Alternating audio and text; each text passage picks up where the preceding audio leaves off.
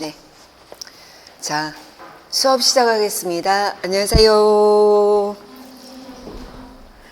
자, 우리가 지금 오늘부터 Q 플러스 5 이렇게 시작하게 되는데, 여러분께 이제 잠깐 안내해드리면, Q 플러스 1은 말하자면 이론 과정의 쪽지 시험을 모아놓은 것입니다.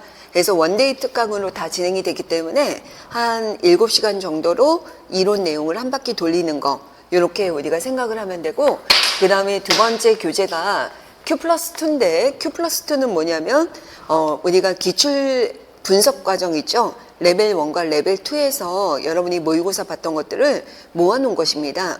그래서 레벨 1과 레벨 2에 있는 대표적인 기출 문제들을 변형한 문제들이다라고 생각을 하면 돼요.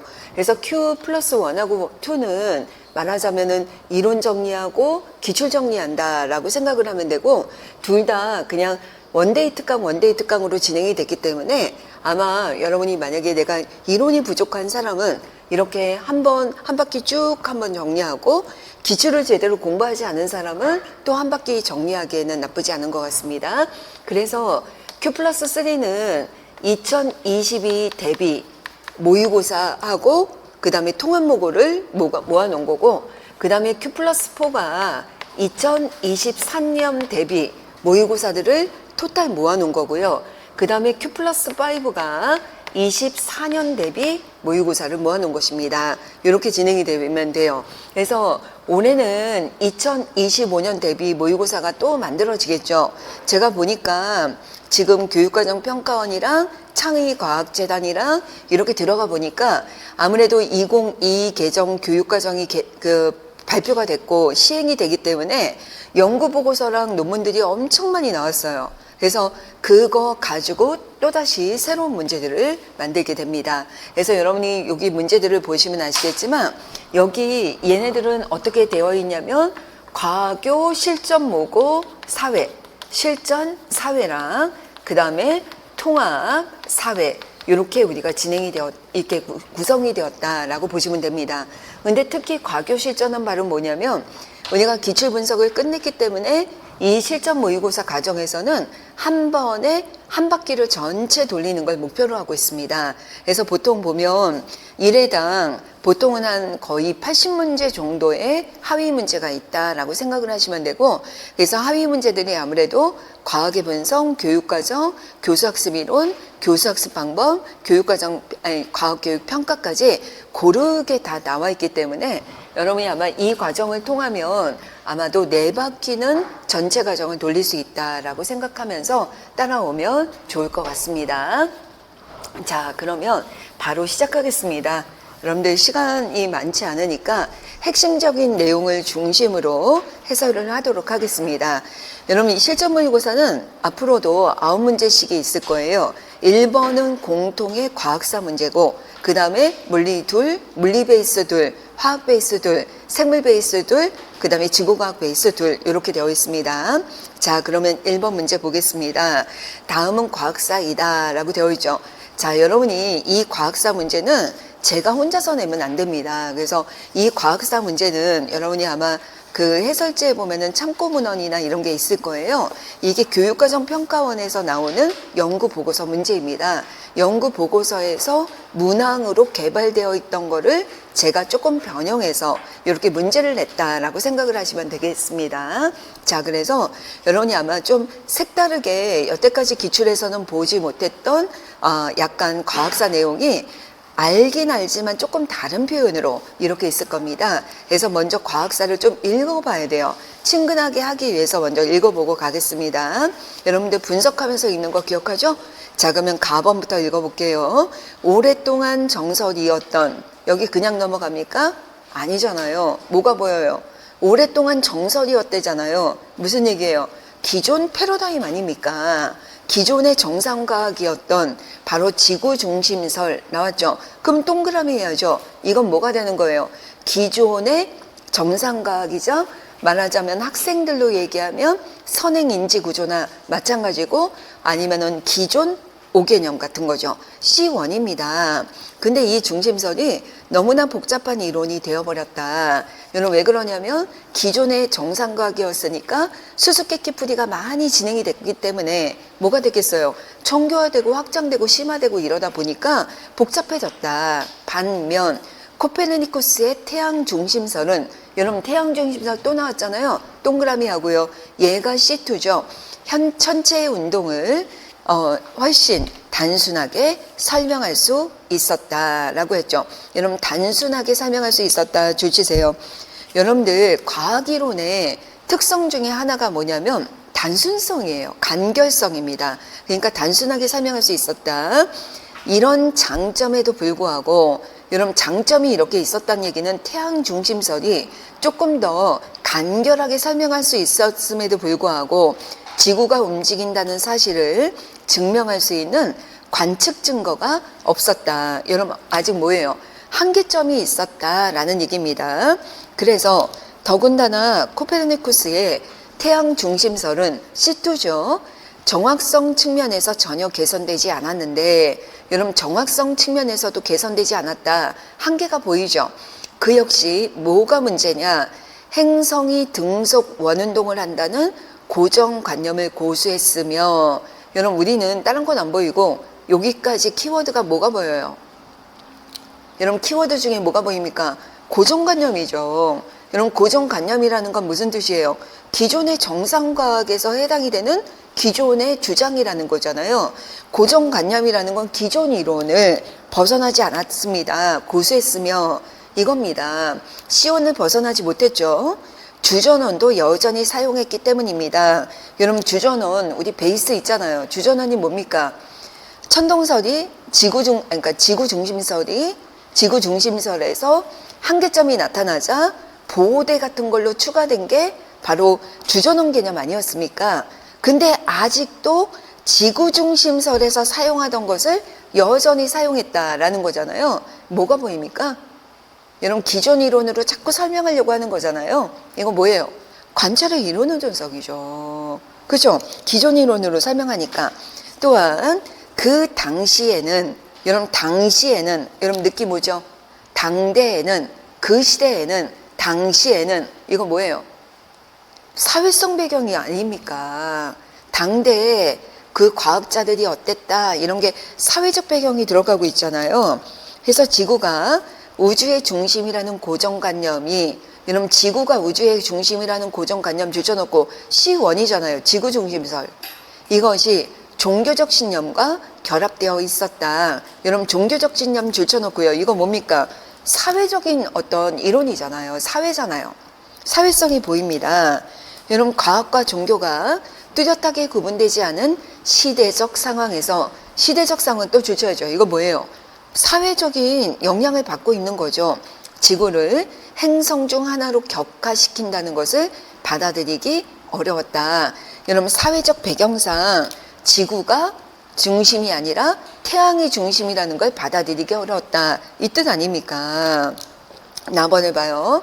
덴마크의 천문학자 티코 브라헤는 여러분 티코 브라헤의 동그라미 망원경이 사용되기 이전 시대의 가장 위대한 맨눈 관측자였다. 여러분 사람으로 치면은 눈이 진짜 좋았던 겁니다. 그렇죠? 근데 눈 좋은 사람들이 눈이 빨리 좀 이렇게 나빠지기도 하는 거 아시죠? 근데 사실은 티코 브라헤는 아마 이 아주 끝까지 이렇게 눈으로 관측할 수는 없었죠. 막 결투하고 막 이러느라고 빨리 돌아가셔가지고.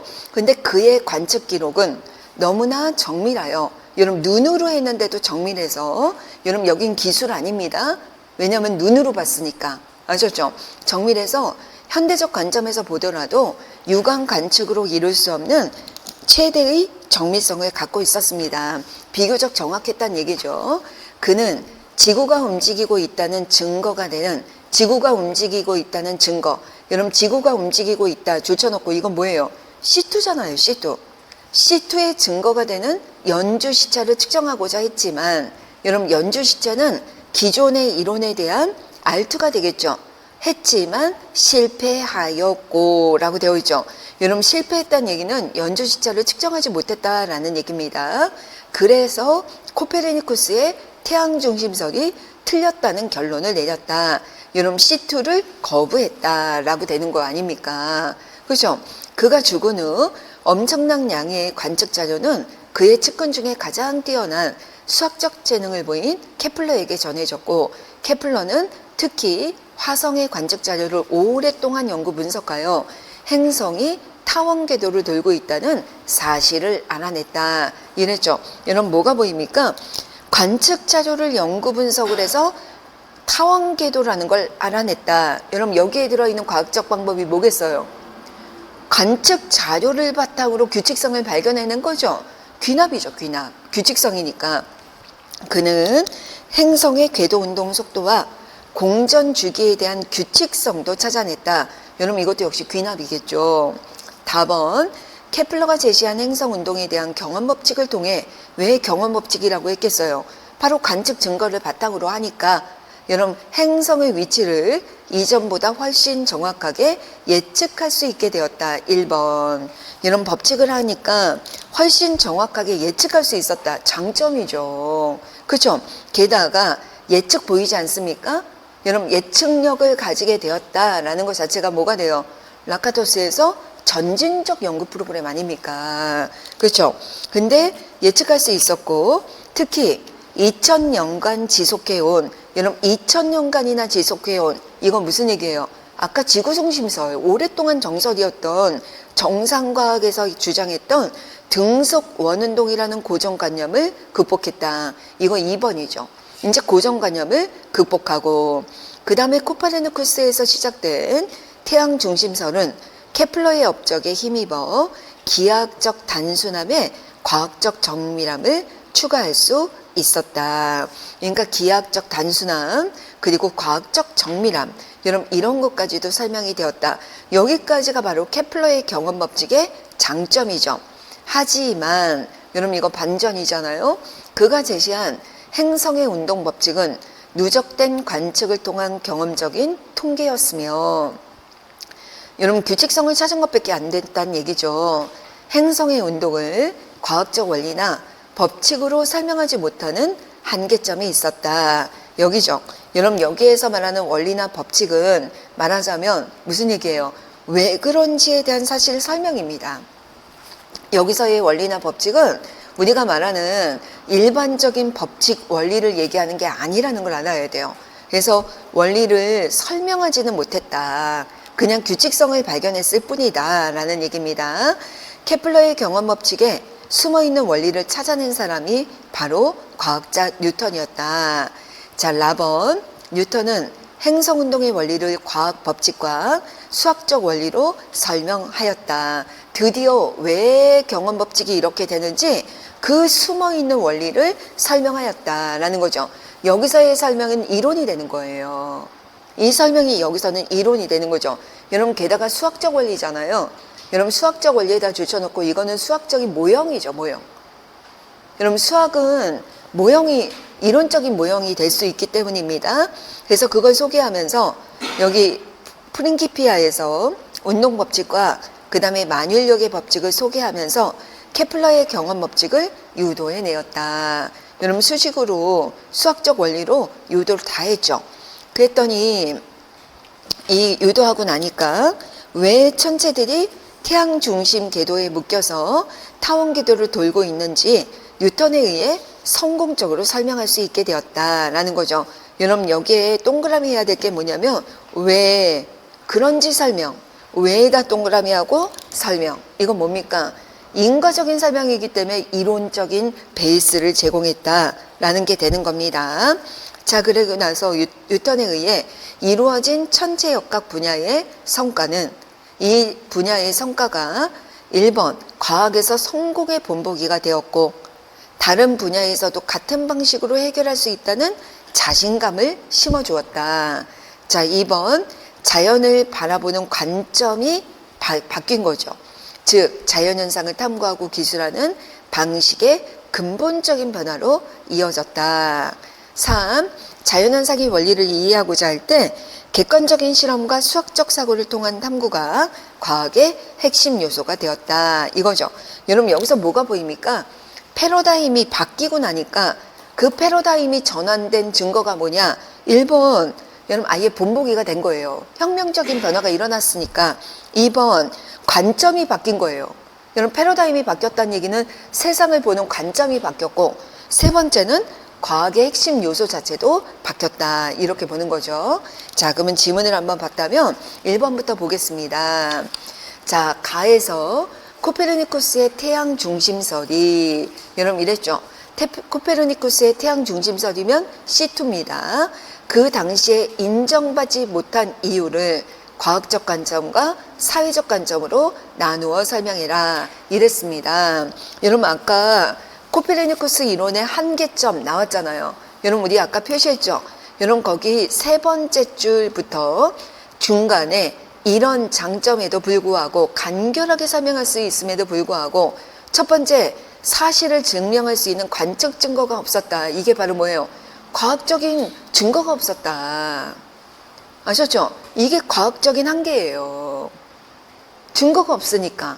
두 번째, 사회적 관점에서의 한계가 뭐냐? 여러분 아까 뭐였어요? 그 당시 시대적 상황에 보니까 시대적 상황에서 과학과 종교가 구분되지 않은 시대적 상황에서 볼 때 바로 지구 중심설이 아니라 태양 중심설이 되는 것을 용납하지 못했다. 이게 시대적인 영향이죠. 이해되죠? 이렇게 찾는 것입니다. 자, 2번입니다. 가에서 미조진 기억에 해당하는 과학의 본성을 문장으로 제시하시오. 이랬죠. 여러분 과학의 본성 줄쳐놓고요. 여러분 여러 가지 떠오를 겁니다. 잠정성이라든지 아니면 관찰의 이론 의존성이라든지 경험적인 증거 기반이라든지 상상력과 추론이라든지 등등등 기술의 발달이 우리가 과학 지식의 발전은 이론만이 아니라 기술의 발전을 통해서도 이루어진다 등등등 많잖아요.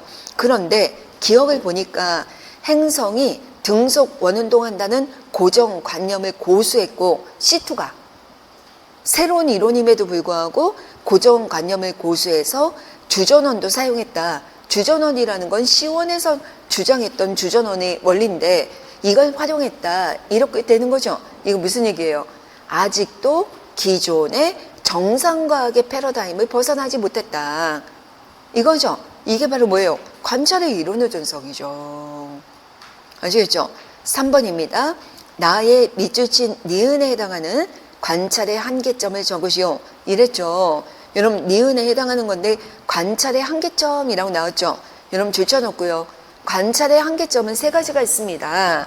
여러분 첫 번째가 뭐예요? 이론 의존성. 관찰의 이론 의존성. 여러분 두 번째는 인지 구조 의존성. 그 다음에 세 번째는 인지 기능, 감각기관의 여러분 한계 의존성. 여러분 이것입니다. 여러분 그래서 이론 의존성은 다 아시죠? 아까처럼 내가 알고 있는 믿음, 신념, 아니면 이론, 패러다임, 뭐 아니면은 그런 것들에 의존해서 우리가 해석을 한다는 것이고, 인지구조 의존성은 뭐예요? 착시 같은 거란 말이에요. 정보를 처리할 때, 인지구조 안에서 정보를 처리할 때 잘못 처리하는 것들, 이게 착시 효과죠. 착시 효과. 여러분 세 번째, 감각기관의 의존성은 뭐예요? 우리 눈이 가지고 있는 한계, 여러분 우리가 예를 들어서 촉각이 가지고 있는 한계, 이런 한계 때문에 더 관찰을 자세히 하지 못하게 하는 거, 이런 것들입니다. 그런데 여러분 우리가 니은을 한번 보겠습니다. 니은은 티코브라에 해당하는 얘기잖아요. 아까 육안으로 아주 정밀성을 가지고 있다라고 했는데 그는 지구가 움직이고 있다는 증거가 되는 연주 시차를 측정하고 있지만 실패했다. 이거죠. 여러분 왜 그래요?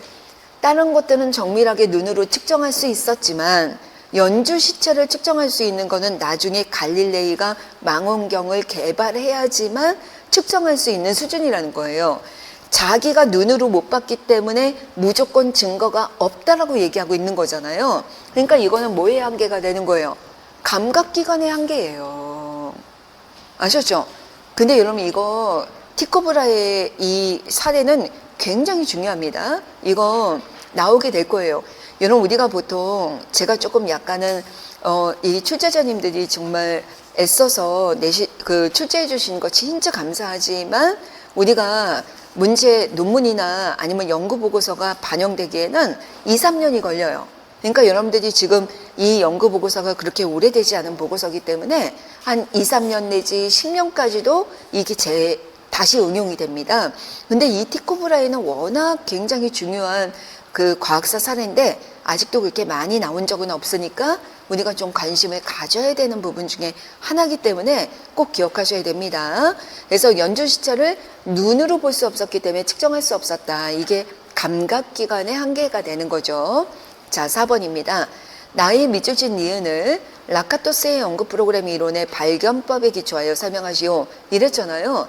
여러분 라카토스 이론의 발견법 줄여놓고요. 라카토스의 발견법에는 뭐가 있어요? 긍정 발견, 부정 발견. 긍정 발견은 뭐예요? 뭐가 나와야 돼요? 변칙 사례가 나왔는데 변칙 사례를 해결하려고 노력하는 거예요. 그래서 보호대를 수정 보완하거나 그래서 설명을 해내는 것이 됩니다. 부정 발견은 뭐예요? 변칙 사례를 설명하지 못하거나 무시하거나 거부하거나 이런 식으로 해서 설명하려는 의도를 가지지 않는 태도, 이게 부정 발견이 됩니다. 여러분 근데 니은을 보면 여러분 자기가 눈으로 보지 못했다고 해서 C2가 틀렸다고 결론을 내린다는 거예요. 뭔가 또 다른 방법이 있는지 찾아보려고 하는 게 아니라, 그죠? 그렇기 때문에 티코브라에는 여러분 그 과학 철학 협동과정이나 이런 데서 대표적인 라카토스의 부정적 발견의 대표적인 사례로 제시가 되어 있습니다. 그러니까 이게 대표적인 부정 발견이 되는 거예요. 뭔가 또 다른 증거를 찾으려고 노력한 것이 아니라 내가 눈으로 볼 수 없으니까 틀려. 그래서 티코브라에는 태양 중심설도 아니고 지구 중심설도 아니고 새로운 이론을 막 주장을 했죠. 근데 거기 주전원만이 아니라 굉장히 새로운 원을 막 그려가지고 굉장히 더 복잡하게 주장을 하게 됩니다. 그러니까 그런 것들이 바로 부정 발견의 대표적인 예가 됩니다. 자, 5번입니다. 행성운동에 대한 케플러의 경험 법칙이 천문학 혁명에 끼친 긍정적인 영향과 한계점, 이거죠. 여러분 긍정적인 영향과 한계점을 적는 것입니다. 근데 우리가 아까 답안에 보면 케플러의 법칙 때문에 아까 우리 번호 붙였잖아요. 긍정적인 영향이 뭐냐? 1번 행성의 위치를 더 정확하게 예측할 수 있었다. 2번 세 번째 줄에 등속 원운동이라는 고정관념을 극복했다. 그 다음에 세 번째는 다의 다섯 번째 줄에 기하학적인 단순함에 과학적 정밀함이 추가가 되었다. 이렇게 긍정적인 영향이 있는 거죠. 근데 여기서 세 가지를 써라 라는 건 아니잖아요. 그 중에 하나만 쓰면 됩니다. 그 다음에 두 번째, 한계점은 무엇입니까? 라는 거죠. 한계점은 바로 답안의 6번째 줄에 나오죠. 경험적인 법칙, 경험적인 통계로서의 사실을 알기는 했지만 행성의 운동의 원리는 설명하지 못했다. 왜 그런 일이 일어나는지는 설명을 못했고, 그게 라에서 보면 뉴턴이 왜 이런 일이 일어나는지를 설명했다 이랬잖아요. 바로 그 부분을 적어주시면 됩니다. 자, 이번에는 6번입니다. 자, 나에서 케플러가 적용한 과학적 방법을 적고 근거를 제시하시오 이랬잖아요. 아까 나에서 여러분 그 마지막 줄에 보면 규칙성을 찾아냈다, 사실을 알아냈다 이랬잖아요. 이거 뭐예요? 귀납적 방법이죠. 근거는 규칙성만 써도 충분합니다. 자, 7번째, 나와 다의 지문에서 나타난 과학 지식의 잠정성에 해당하는 내용을 찾아 쓰시오 이랬잖아요. 여러분 여기서의 잠정성은 뭐가 뭐로 변하는 걸 찾아야 됩니까? 아까 C1, C2 봤잖아요. C1이 뭐예요? 지구중심설. C2가 뭐예요? 태양중심설이잖아요. 근데 우리가 여기에서 보면은 나와 다에서 나타난, 여기서 나와 다에서는 뭐라고 했냐면 고정관념을 아까 극복했다 이게 되잖아요. 고정관념을 극복했다는 얘기는 뭐냐면 지구 중심설에서 얘기했던 등속 원운동에 대한 것이 바로 태양 중심설로 가게 되면서 타원궤도라는 걸로 바뀌게 되는 거죠. 바로 그 부분이 바뀐 내용이라고 하시면 됩니다. 됐죠? 자, 8번째 8번입니다. 다의 디귿을 극복한 뉴턴의 설명 내용을 과학적 방법과 과학의 본성의 두 가지 측면에서 설명하시오 이랬습니다. 여러분 일단 과학적 방법. 여러분 과학적 방법은 뭐예요? 귀나 연역, 귀추, 가설연역 이거잖아요. 근데 우리가 아까 라에서 왜라는 거에 동그라미 쳤었죠. 이거 뭐예요?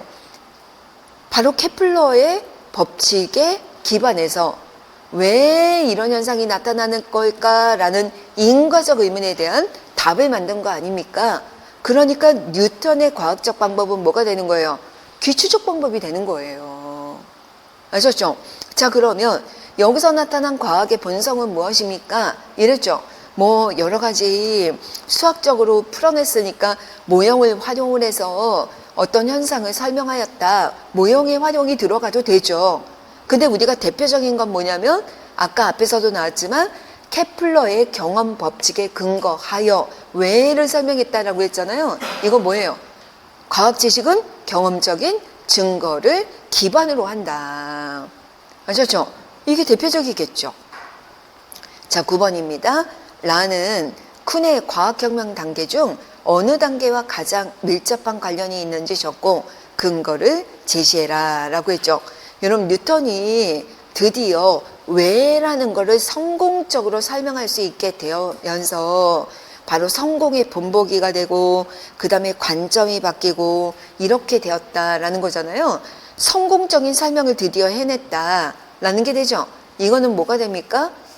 이제 아예 성공적인 설명으로 해내게 되는 과정이 되는 거니까 과학혁명이 일어나는 과정이죠. 그렇죠? 패러다임이 변했다라는 뜻을 나타낼 수 있습니다. 자, 이제 10번입니다. 쿤의 과학혁명 이론의 관점에서 패러다임에 해당하는 내용을 모두 찾아줬고 이랬죠. 여러분 여기서 패러다임은 두 가지가 있었습니다. 뭐예요? 옛날 패러다임은 지구중심설. 여러분 여기서 과학혁명이 일어난 패러다임은 태양중심설. 자, 그 다음에 두 번째 패러다임의 특성을 적어라. 여러분 적어도 하나는 꼭 외워야 됩니다. 패러다임이라는 건 뭐예요? 여러분 그 당대의 그 시대의 바로 과학탐구의 기준이자 그렇죠? 자연현상을 관찰하고 설명하는 관점의 기준이 되는 것입니다. 그래서 우리 아까 줄쳐놨잖아요. 1번 거기 라번의 여섯 번째 줄 과학의 본보기가 되면서 자신감을 가졌다. 요거 말고도 그 2번에 자연을 바라보는 관점 또는 탐구하고 기술하는 방식의 근본적인 변화 이랬죠. 그러니까 패러다임이라는 게 뭐예요? 자연을 바라보는 관점, 바로 과학을 탐구하고 기술하는 방식의 기준 이렇게 생각하시면 됩니다. 패러다임의 특성은 꼭 외우고 계셔야 됩니다. 여러분 적어도 한 가지는 적을 수 있어야 된다. 바로 자연을 바라보는 기준, 과학을 탐구하고 기술하는 방식에 대한 기준이 바로 패러다임이다. 이렇게 외워두시기 바랍니다. 패러다임의 특성 잘 기억하셔야 됩니다. 자, 그래서 우리가 1번 문제는 바로 과학혁명, 그 다음에 패러다임, 뭐 우리가 보통 그 다음에 과학의 본성 여기에 초점을 두고 한번 문제를 풀어봤습니다. 자, 그러면 이번에는 2번 문제로 가겠습니다. 자, 2번은요. 다음은 학생이 진자의 주기에 영향을 미치는 요인. 여러분 이거 이번에 시험에 나왔잖아요. 자, 진자의 주기 동그라미 얘가 종속변인이죠. 영향을 미치는 요인은 독립변인이겠죠. 이거를 먼저 문제를 보면서 이거 해석을 하고 난 다음에 여기 보니까 자료가 V독, 평가채점표, 그 다음에 교육과정입니다. 자, 1번입니다. 고인이 V도를 고안하는데 바탕이 된 5가지 주요 질문을 적으시오. 여러분 이것도 나왔잖아요. 여러분 고인이 V도를 만들 때 5가지 질문이 뭐라고 그랬어요? 1번 탐구 문제가 무엇인가. 여러분 우리가 V도에서 여러분 잊지 마셔야 될 게 탐구 문제가 무엇인가. 여러분 이것부터 시작하죠. 자, 두 번째 이 문제 안에 문제는 뭐로 이루어져 있다고 그랬어요? 변인 간의 관계 아닙니까? 그 변인들이 바로 뭐예요? 개념이죠. 여러분 그러니까 주요 문제가 무엇인가, 주요 개념이 무엇인가 이게 되잖아요. 그러면 내가 문제에 들어있는 개념을 이해하고 있다면 여러분 이 문제를 해결하는 주요 탐구 방법은 무엇인가? 이게 탐구 방법이 들어가는 거죠. 아셨죠? 그래서 탐구를 해서 내가 이것을 통해서 주장하고자 하는 결론이 무엇인가? 지식 주장이죠. 근데 이 지식 주장이 쓸만한 거야? 가치가 있어? 없어? 유용해? 유용하지 않아? 좋아? 나빠? 이런 것들을 우리가 판단하는 게 또보다 가치 주장이 되는 거죠. 여기는 탐구 방법이고요. 이렇게 되죠. 여러분 시험에 나왔잖아요. 지금 외우세요. 5가지가 뭐라고요? 여러분 시각적으로 외우세요. 문제가 뭐야? 근데 문제는 변인 간의 관계로 되어 있으니까 문제 안에 들어있는 개념이 뭐야? 그러면 이 문제를 해결하려면 탐구 방법은 뭐야? 그러면 탐구를 해가지고 주장하고 싶은 게 뭔데? 결론이 뭐야? 지식 주장이 뭐야? 여러분 그 다음에 5번째가 이 결론이 의미가 있어 없어? 바로 가치 주장이 뭐야? 5가지가 되는 것입니다. 여러분은 문장으로도 만들어야 되겠지만 여러분 외워야 된다는 거 잊지 마시기 바랍니다. 자, 2번째입니다. 부의도를 과학 탐구 수업에 사용하려는 목적을 여러분 탐구 수업에 사용하려는 목적 줄쳐놓고요. 고인이 부의도를 개발한 목적을 포함하여 제시하시오. 자, 부의도를 개발한 인식론적인 목적이 무엇이냐? 여러분 이거 둘 다 기출문에 나왔던 거 기억나죠? 다 나왔던 거잖아요. 인식론적 부의도에 우리가 부의도가 만들어진 목적이 뭐냐? 아니면 과학탐구에 사용하려는 목적이 무엇이냐? 이거잖아요. 자, 일단 1번. 과학탐구 수업에 사용하려는 목적이 무엇입니까? 여러분이랑 똑같아요. 여러분이 아마 여러분들도 대학교 때까지도 여러분이 목적을 제대로 알아서 스스로 탐구하기보다는 어땠어요? 이 실험을 왜 하는지 모르고 따라하는 경우가 되게 많았잖아요. 그래서 부의도가 나온 거거든요.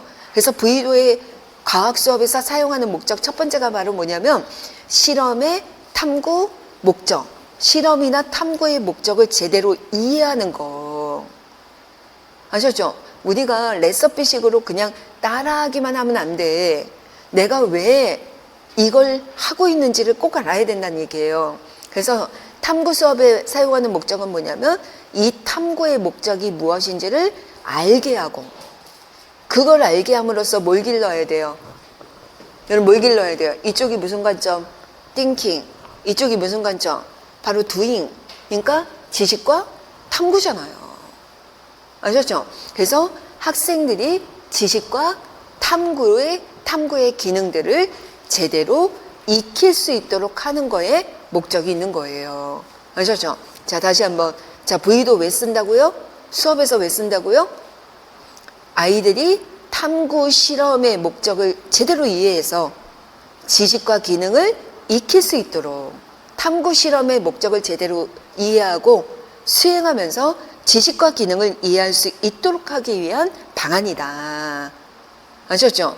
그러면 여러분 부의도를 개발한 이렇게 인식론적인 부의도를 개발한 목적은 무엇인데 부의도를 고인은 왜 개발했는데? 라는 거예요.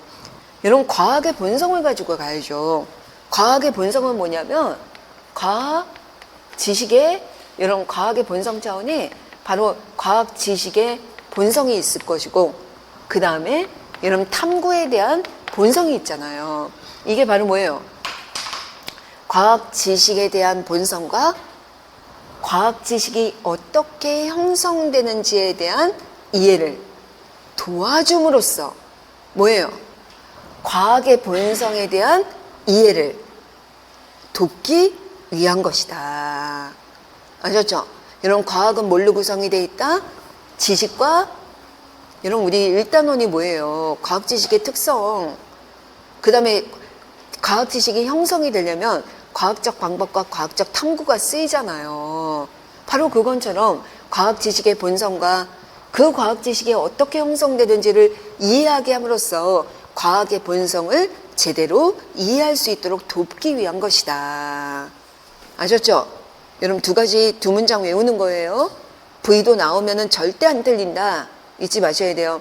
아까 5가지 주요 질문, 그 다음에 목적, 이 2개의 문장 꼭 외우시기 바랍니다. 자, 3번입니다. 부의도의 기억에 적합한 내용을 평가 채점표의 판단 근거와 평가 내용을 참고하여 구체적인 문장으로 제시하시오. 이랬습니다. 여러분 기억에 들어가는 게 뭘까요? 기억이 철학이잖아요. 철학. 그러면 평가 채점표로 내려와 봐요. 여러분 철학은 뭡니까? 관찰한 현상을 이해하고 인식하는 방법에 대해 바르게 인식하고 있는가. 여러분 이거는 제가 어디서 가져왔냐면 실제로 고인의 논문을 가지고 거기에 해석된 그 평가 기준이 여러 개가 있어요. 근데 여러분 나머지는 이번에 시험에도 나왔었잖아요. 알죠? 여러분 철학은 안 나와서 여태까지 철학은 안 나왔지만 아셔야 돼요. 근데 철학은 뭐라고 그랬어요? 우리가 이론 시간에 철학은 과학적 과학철학적 방법이자 과학적 사고이자 여러분 과학적 추론이다. 여러분 기억하죠? 그러니까 철학에 들어갈 핵심적인 용어는 뭐가 들어가야 돼요? 귀납적이라든지 귀납, 연역, 아니면 가설연역, 귀주, 반증 뭐 이런 게 들어가야 되잖아요. 그러면 그걸 찾기 위해서는 여러분이 탐구 방법부터 보는 거예요. 자, 탐구 방법을 보자. 여러분 여기 보니까 1번 진자의 주기에 영향을 주는 요인에 어떤 것들이 있는지 찾아낸 다음에 변인을 이용해서 가설을 세운다. 이랬죠? 가설 나왔다. 여러분 가설 동그라미 해야죠. 그 다음에 여러분 2번 가설을 검증하기 위해 여러분 얘네들을 변화시키면서 측정한다. 이거 뭐예요? 변인 통제 들어갔네. 그래서 실험을 수행했네. 실험을 수행해가지고 기록했네. 변환했네. 지식주장 결론도출까지 갔네. 이건 무슨 과정이 들어있어요? 가설 연역 아닙니까? 그럼 답을 쓸 때 어떻게 써야 돼요? 탐구 방법 아니면은 사건으로부터 지식주장까지 어떤 과학적 방법이 쓰였다? 가설 연역적 방법이 활용이 됐다. 아셨죠? 근데 여태까지 기출의 문제에 보면 일반적으로는 그냥 서술적 탐구에서 기술하고 규칙성 발견하는 게 되는 경우가 많단 말이에요. 그럴 때는 뭐라고 쓰면 돼요? 사실로부터 지식 주장을 하는 데까지 규칙성을 발견하는 귀납적 방법이 활용되었다. 이렇게 답을 써도 되는 거예요. 아셨죠? 반드시 사건부터 써야 되는 거는 아니다. 하지만 여기는 사건부터 써야 된다. 가설이 거기에 있으니까. 아셨죠? 자, 4번입니다. 부의도의 니은에 적합한 용어를 부의도의 구성 요소와 탐구 내용에 기초하여 적고 이랬습니다. 여러분 니은에 들어갈 게 뭡니까? 여러분 철학 다음이고 그 다음에 법칙과 원리보다는 높아요. 뭡니까? 이론 아닙니까? 이론. 그죠? 그러면 니은은 이론이야. 그런데 여기 니은에 해당하는 판단 근거 디귿을 질문의 형태로 제시하시오. 이랬죠. 여러분 이론은 어떻게 적어야 돼요? 뭐가 들어가야지 맞게요? 여러분 부분 점수 없어요. 이런 거 하나에는. 뭐가 들어가야 돼요? 이론이잖아요. 이론이 뭐예요? 우리 과학교육 이론 시간에 첫째 시간에 배웠던 거잖아요. 이론이 뭐다? 자연 현상에 대한 설명 체계잖아요. 여러분 설명 체계라는 건 뭐냐면 이런 자연 현상이 왜 일어났는지 이유를 설명하는 거라는 거죠. 그러니까 여기는 탐구니까 뭔가 어떤 현상이 나타난 이유를 타당하게 설명하고 있는가. 이유가 들어가야 돼요. 그냥 설명만 있으면 안 돼요. 자료 해석도 설명이라고 할 수도 있습니다. 그래서 그 현상이 나타난 이유를 제대로 설명하고 있는가 아니면 타당하게 설명하고 있는가 이렇게 여러분이 써주셔야 됩니다. 이거 기억하시고요. 5번입니다. 부의도에 밑줄 리을의 요소들은 여러분 리을은 뭐가 될까요? 법칙 원리입니다. 그렇죠? 왼쪽을 가보니까 법칙과 원리예요. 자연에서 발견되는 것인가 구성되는 것인가 또 자연에서 자연현상을 기술하는 것인가 설명하는 것인가. 여러분 이거 여러 번 반복해서 시험 봤잖아요. 기억하죠? 여러분 법칙과 원리를 우리가 기억해야 되는데 여러분 첫 번째가 바로 뭐냐면 발견되는 것입니까? 아니면 구성되는 것입니까? 이랬잖아요. 여러분 근데 법칙이라는 건 실험을 통해 변인 간의 관계잖아요. 여러분 이거는 실험에서 나온 거를 발견하는 것입니다. 규칙성을 발견하는 거 아닙니까? 이런 원리는 법칙들에 있는 규칙성을 발견하는 거잖아요. 그러니까 발견이죠. 아셨죠? 구성하는 거의 대표는 뭐예요? 개념. 여러분 얘가 원래부터 책상이에요? 알 수 없죠. 이거 우리가 이름 붙인 거니까.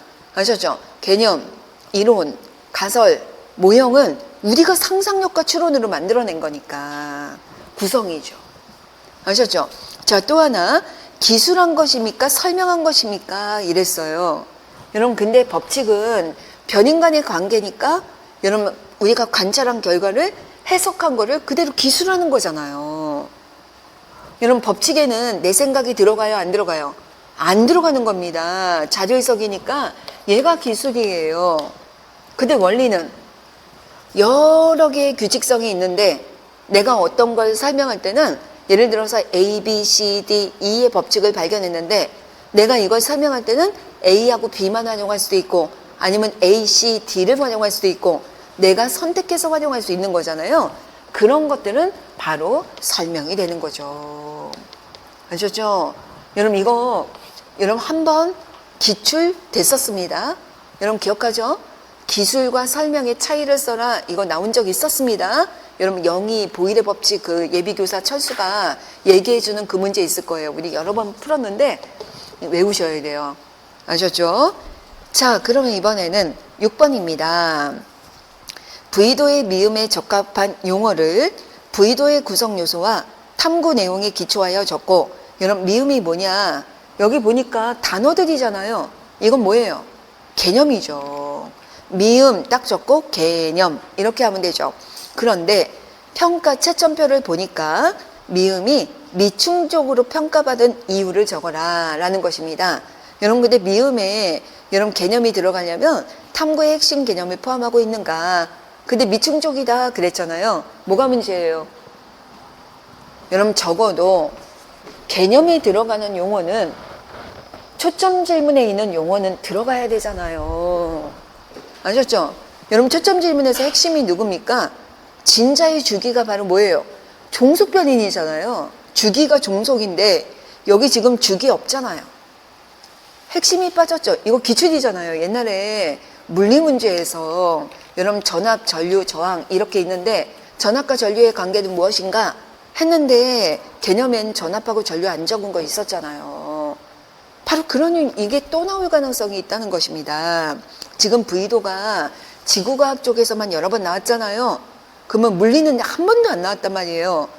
화학도 드물게 나왔으니까 더 나올 수 있고 생물도 나와야 됩니다. 아셨죠? 자 이번에는 7번입니다. 부의도의 비읍에 적합한 내용을 적고 여러분 비읍으로 가봐요. 가치주장입니다. 여러분 가치주장은 뭐라고 끝나야 돼요? 가치주장은 좋아, 나빠, 유용해, 유용하지 않아, 가치가 있다, 없다 이런 것들이 가치 판단이 들어가는 거잖아요. 그러면 진자의 주기에 대한 이런 실험은 우리가 자연현상을 설명하거나 일상생활의 예를 설명할 때 유용하다, 여러분 많이 사용이 된다, 아니면 좋다 이런 식으로 우리가 쓰시면 되겠습니다. 아시겠죠? 자 근데 이걸로 끝나는 게 아니라 적고 유용하다, 땡땡이 유용하다 라고 적고 이 요소는 블룸의 교육 목표 분류 중에 어느 영역에 해당이 됩니까? 라고 했죠. 자 블룸의 교육 목표 분류 줄여놓고요. 뭐가 있어요? 인지, 정의, 심동 세 가지잖아요. 근데 얘는 가치주장이잖아요.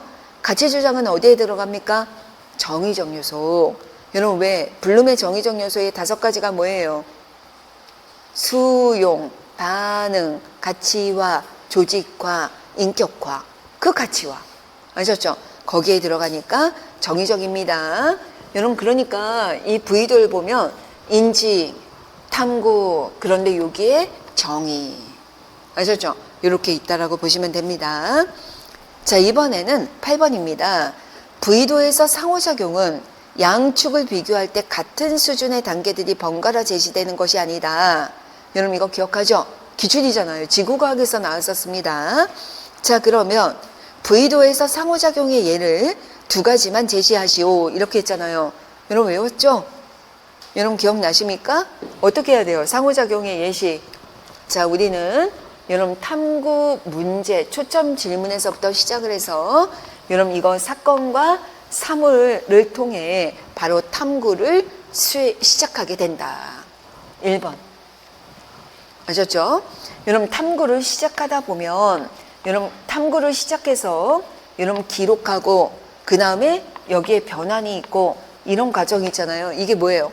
여러분 말하자면 자료를 수집해서 자료를 변환하고 해석하는 과정에서 여러분 뭐가 활용이 돼요?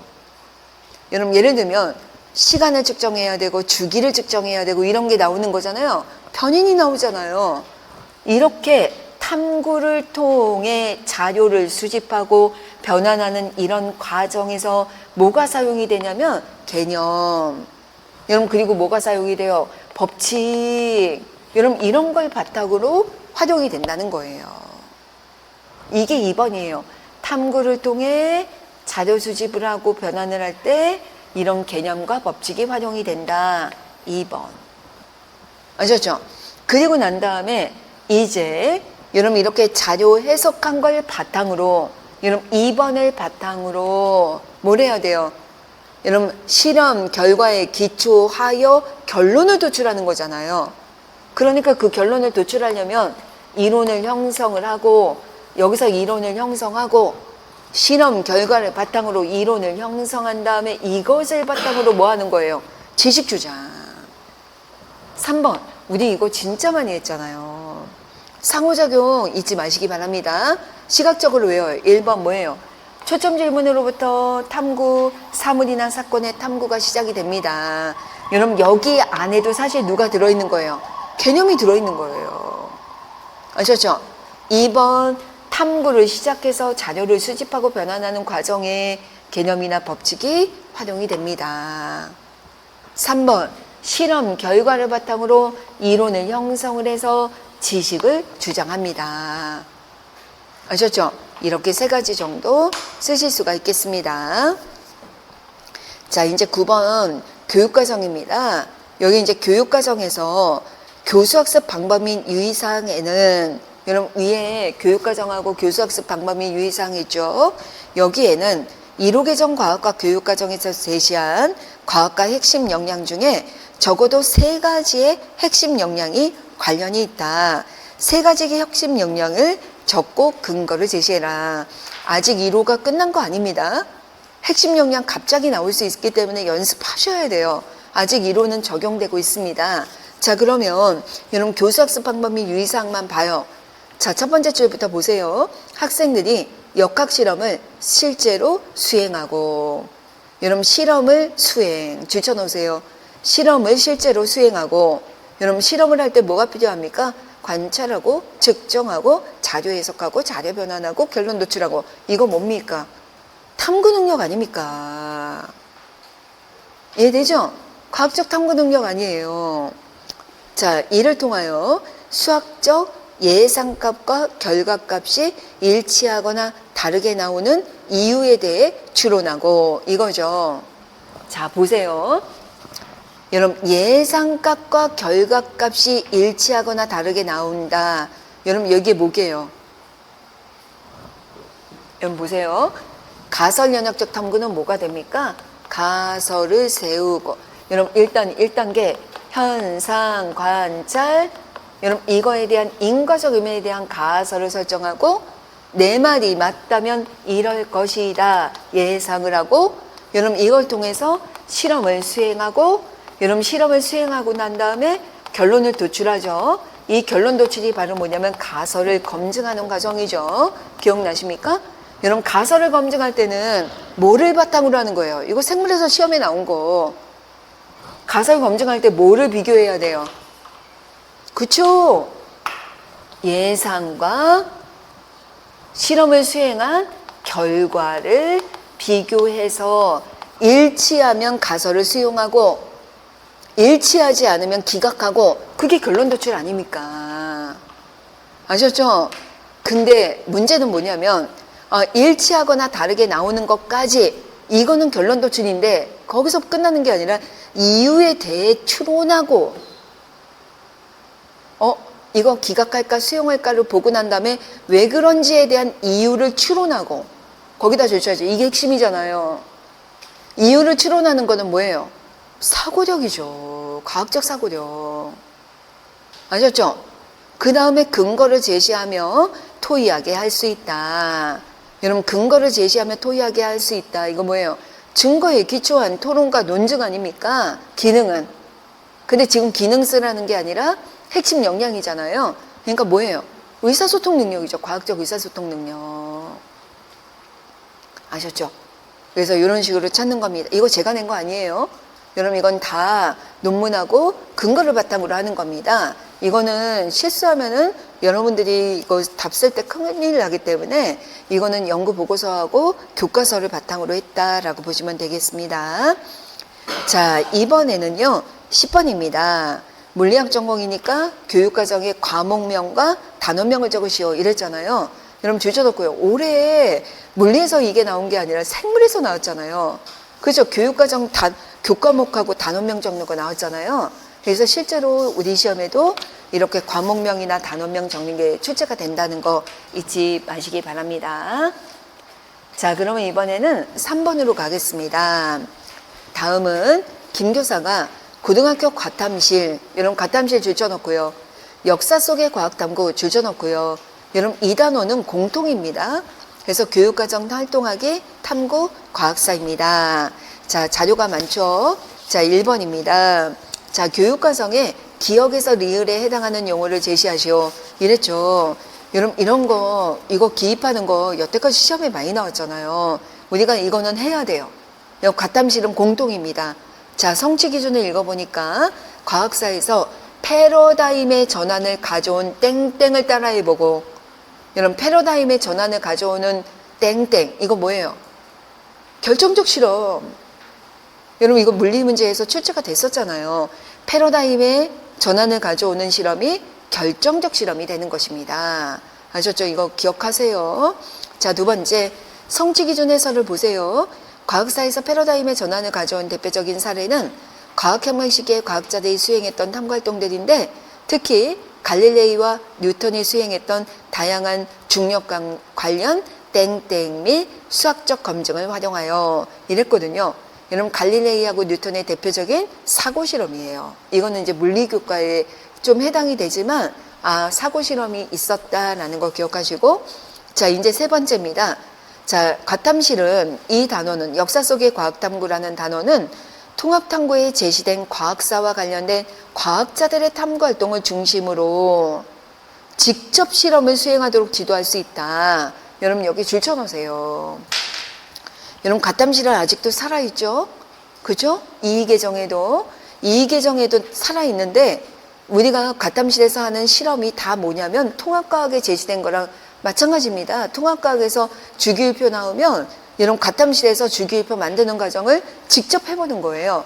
근데 여기서 중요한 거는 학생들이 그냥 과학자들이 이렇게 했대 소개하는 게 아니라 학생들이 직접 실험을 수행한다. 거기다 줄쳐놓으세요. 직접 실험을 수행하도록 하는 겁니다. 이게 뭔지 알아요? 과학자 따라하기예요. 따라하기. 과학자처럼 직접 따라해보는 것입니다. 그래서 특히 강의 위주로 과학의 본성이나 탐구 방법을 설명하기보다는 이렇게 되죠. 강의 위주로 하기보다는 직접적인 실험 활동을 통해 이해하도록 해야 된다. 여러분 실험 활동입니다. 아셨죠? 자, 네 번째 평가 방법이 유의사항 보겠습니다. 자, 두 번째 문단부터 볼게요. 뉴턴의 중력 실험과 맨델레프의 실험 등을 재현하는 과정에서 작성한 실험 보고서를 통해 땡땡을 평가할 수 있다. 이랬죠. 실험 보고서를 통해서 평가한다. 탐구인가?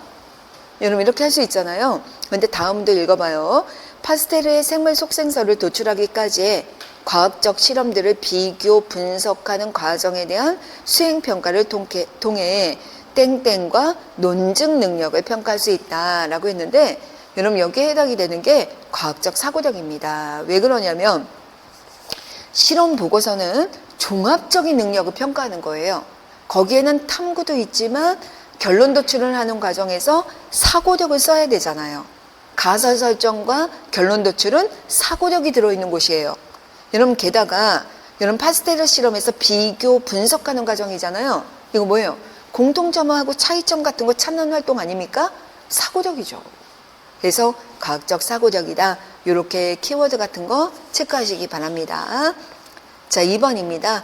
교육과정 니은의 대표적인 사례 두 가지를 과학사에서 찾아 제시하시오. 이랬죠. 여러분 여기에 과학사에서의 사고 실험을 찾는 것입니다. 그러니까 우리가 이 과학사를 한번 읽어보면 가번부터 볼게요. 아리스토텔레스는 돌멩이가 땅으로 떨어지거나 연기가 하늘로 올라가는 것 같이 저절로 일어나는 운동은 제자리로 돌아가려는 성질이 있다라고 생각했습니다.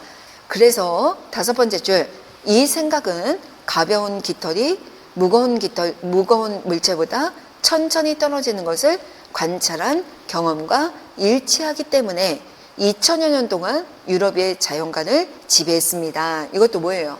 2000여 년 동안 자연관을 지배했다. 뭡니까? 패러다임이었다는 거죠. 아리스토텔레스의 패러다임입니다.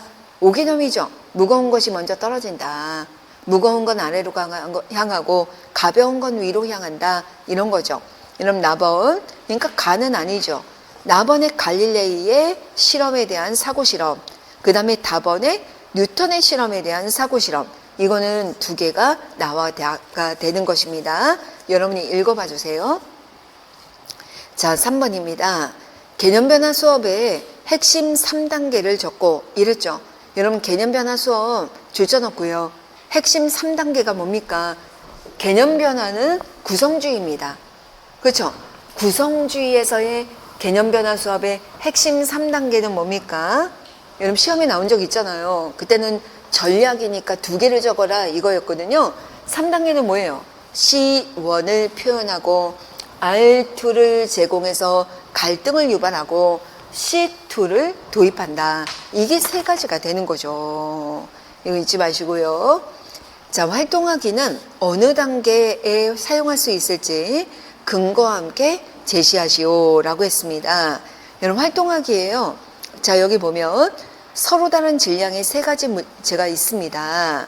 각 물체의 질량을 비교하면 A가 B보다 크고 그 다음에 C는 A 더하기 B입니다. 여러분 말하자면 A는 이따만하고 그 다음에 B는 이따만하고 여러분 근데 C는 A하고 B를 합친 것만합니다. 이렇게 생겼다는 얘기예요. 자, 이럴 때 여러분 3번을 물어봤죠. 1번 A와 B를 동시에 떨어뜨리면 어떻게 될까? 누가 먼저 떨어질까? 2번 A와 B를 묶어서 떨어뜨리면 어떻게 될까? 3번 A와 B의 질량을 합한 질량과 동일한 물체인 C를 떨어뜨리면 떨어지는데 걸리는 시간을 1과 비교하면 어떻게 될까? 이거잖아요. 여러분 결국 뭐냐면 아까 아리스토텔레스의 관점처럼 무거운 게 먼저 떨어지고 가벼운 거는 더 천천히 떨어진다. 이런 거에 대한 여러분 변칙 사례를 제공하는 거나 마찬가지이기 때문에 갈등 상황에 제시하는 것이다. 이렇게 해야죠. 4번입니다. 탐구의 정리 단계 3에서는 여러분 탐구니까 오른쪽에 있는 정리 단계입니다. 여기 3번에서는 어떤 과학적 방법이 사용되고 있는가 한계점 2가지를 적어라 라고 했습니다. 그러면 여러분 탐구 3번을 가봐요. 연직 방향과 수평 방향으로 던진 물체의 운동의 공통점과 차이점을 써보자 이랬죠.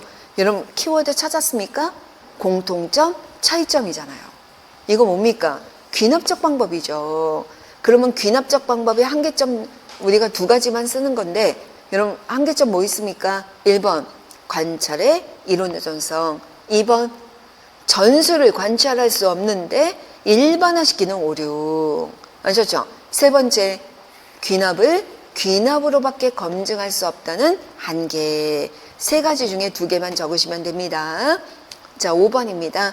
탐구의 정리 단계 4에서는 어떤 과학적 방법이 사용되고 있는지 적고 한계점 2가지를 적어라. 여러분 4번을 봅니다. 4번은 정리 4번을 보니까 3과 같은 결과가 나타난 까닭을 토의해보자 이랬잖아요. 여러분 여기서 가장 키워드 누구? 까닭. 까닭이 뭐예요? 이유. 이유라는 건 뭐냐면 왜 그런지 설명해봐. 뭐예요? 인과적 의문에 대한 답을 내야 되잖아요. 그러면 무슨 방법이에요?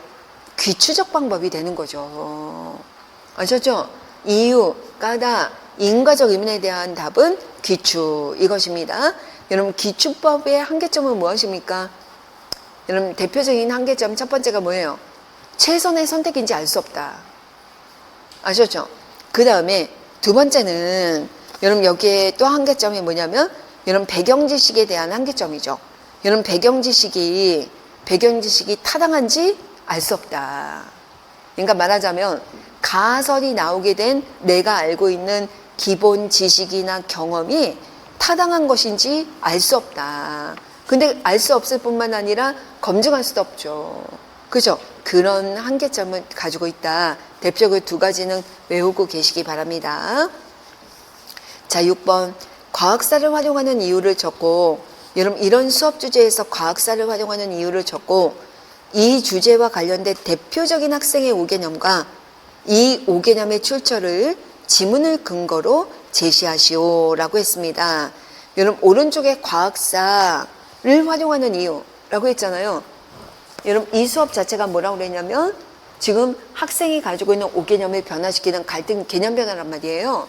그러면 이런 개념 변화 탐구에서 왜 여러분 여기서 과학사를 활용하느냐 이거잖아요. 여러분 이유가 뭐예요? 외웠잖아요. 우리 템플릿. 여러분 이런 거 우리가 나오면 개념 변화에서 과학사를 이용하는 이유를 물어보면 어떻게 하죠? 과학사에서 과학 지식이 형성되고 변화되어 온 과정과 학생이 과학 개념을 형성하고 변화되는 과정이 그 지식이 개념이 변화되는 과정이 똑같다? 아니다. 똑같다라고 쓰면 안 되고 유사하기 때문에 이렇게 과학사를 학생에게 제시하게 되면 어떻다고 그랬어요? 학생이 개념 변화가 되는데 효과적이다. 아셨죠? 이유까지 적어야 돼요. 유사하다까지만 적으면 틀립니다. 유사해서 뭐? 왜 사용하는데? 유사하기 때문에 이걸 제공을 하면 학생이 개념 변화를 하는데 효과적이다. 아, 옛날에 과학자들도 변했구나. 나도 성개념을 버리고 새로운 과학 개념으로 변화시켜야겠다. 이렇게 가져오는 게 맞는 겁니다. 자, 그러면 이번에는 여러분 5개념의 출처. 아까 가에서 나왔잖아요. 아리스토텔레스의 개념. 무거운 게 먼저 떨어지는 거 아니면 무거운 건 여러분 저절로 일어나는 운동이 있다. 어떤 건 제자리에서 돌아가려는 성질이 있기 때문이다. 무거운 건 먼저 떨어지고 가벼운 건 뭐 천천히 간다. 이렇게 우리가 생각하는 거죠. 그래서 거기 물체의 속도가 네 번째 줄에 매질의 밀도에 역비례하고 물체의 무게에 비례한다라는 주장. 이게 성개념이죠. 근데 이 성개념이 왜 생겼느냐? 여러분 거기 바로 나왔잖아요. 거기 밑에서 세 번째 줄. 이 생각은 가벼운 깃털이 무거운 물체보다 천천히 떨어지는 것을 관찰한 경험과 일치하기 때문에. 여러분 뭐예요? 일상생활의 경험 때문에 바로 5개념이 형성이 된다. 여러분 대체적 개념틀에서도 외웠죠? 여러분 대체적 개념틀이란 5개념이다. 그렇죠? 근데 과학 교과서에 적혀있는 지식이나 과학자들의 지식과는 다른, 어긋나는. 하지만 학생의 경험과 잘 일치해서 학생의 인지구조에 굉장히 종합적이고 논리적인 관계를 맺고 있다. 바로 뭐예요? 학생의 일상생활의 경험에 일치하기 때문에 이게 5개념의 출처가 되는 거예요.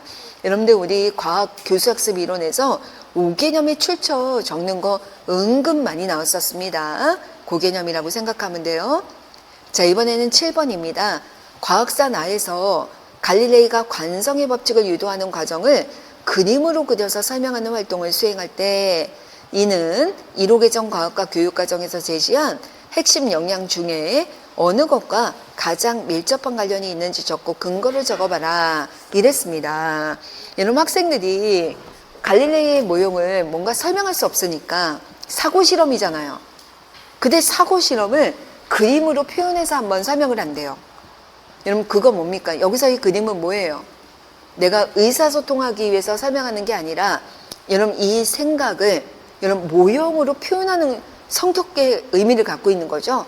사고 실험을 모형으로 표현하는 성격을 가지고 있기 때문에 과학적 사고력이 되는 거예요. 왜냐하면 모형이라는 건 상상력과 추론을 바탕으로 하고 있기 때문에.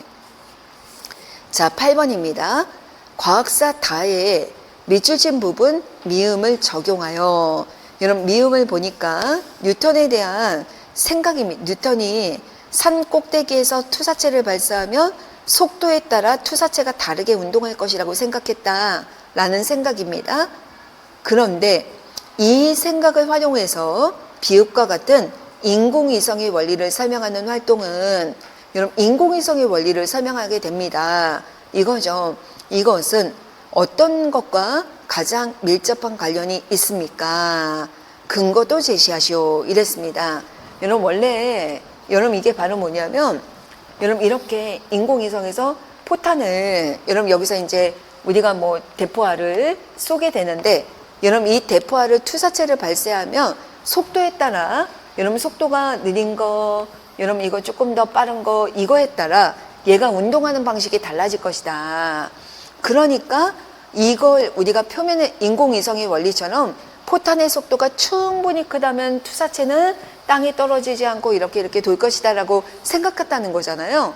그러면 여기에 바탕을 둔 건 사고력도 됩니다. 여러분 사고력도 돼요.